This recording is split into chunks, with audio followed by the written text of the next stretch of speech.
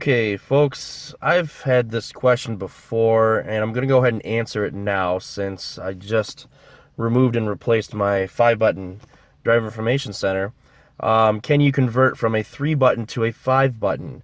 And the answer is yes, you can. And this is actually a fairly common modification for those of you who only have the 3-button here and want access to the 5-button. Believe it or not, General Motors actually has the exact same wire harness for all the '04 and up Grand Prix, whether you have the 3-button or the 5-button. And basically, they just omitted a feature by installing a 3-button, whereas the same information is being sent across the harness. It's an identical harness. It's just that you don't have access to it because there's not enough buttons there.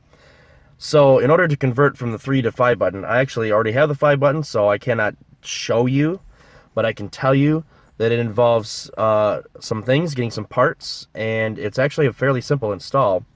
The first thing that you're going to need is you're going to need, obviously, the 5-button driver information center. It is preferred that you get the same year because you can get error codes if, let's say, you have a new 5-button that's made in '07 and you stick it in your '05 or your '04. I have heard of error codes that have come up. So highly recommended that you get the same year. And then you also need the trim panel, this entire trim piece here. You're going to need this whole thing because it obviously has an extra couple of buttons there. And if you have the passenger airbag indicator on all the '06 and up, you're also going to need the 5-button with that hole there. Of course, if you really didn't want it, you could just remove this if it didn't bother you that much.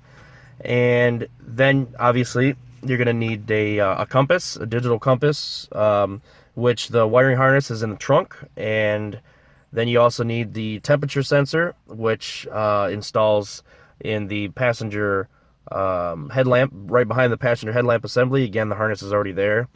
And that's it. Also keep in mind that the miles are stored here in the driver information center.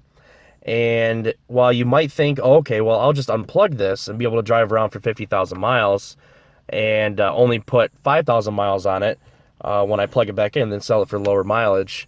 The miles are actually also stored in the computer.